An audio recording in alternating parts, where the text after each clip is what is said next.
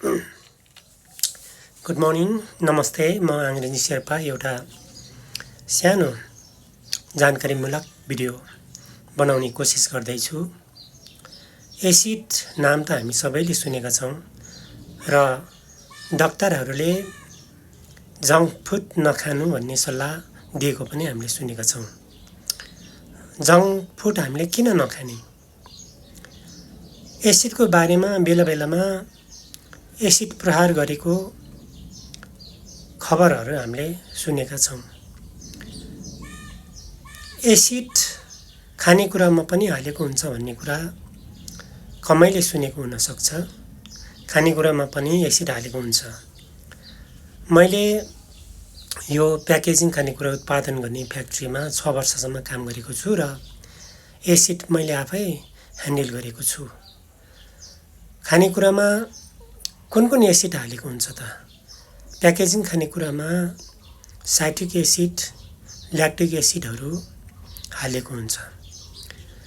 मानव शरीरले पच्न सक्ने हिसाबले जोखेर तौलेर खानेकुरामा, प्याकेजिङ खानेकुराहरूमा एसिड हालेको हुन्छ। साइट्रिक एसिड नुन जस्तै हुन्छ, सेतो हुन्छ र ल्याक्टिक एसिड चाहिँ लिक्विड फर्ममा हुन्छ, तेल जस्तै, खाने तेल जस्तै हुन्छ।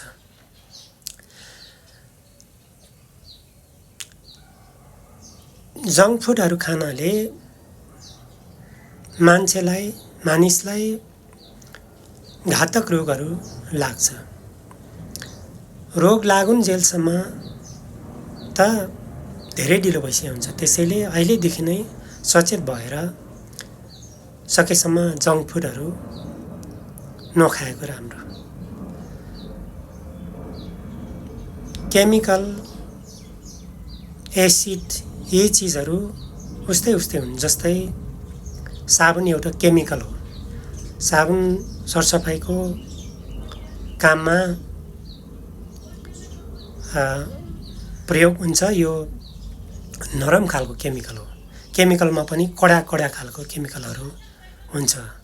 जस्तै बोइड भन्ने एउटा केमिकल हुन्छ, त्यो अति नै कडा हुन्छ। त्यो सरसफाइमै प्रयोग हुन्छ, भाँडाकुँडा सरसफाइ गर्ने काममा चाहिँ प्रयोग हुन्छ। त्यो बोइड जहाँनिर हाम्रो छालामा पर्यो भने, एउटा थोपा हाम्रो छालामा पर्यो भने त्यो गोली हाने जस्तो हुन्छ। छाला एकैछिनमा जलेर एकै सेकेन्डमा सबै चाहिँ नाश गरिदिन्छ।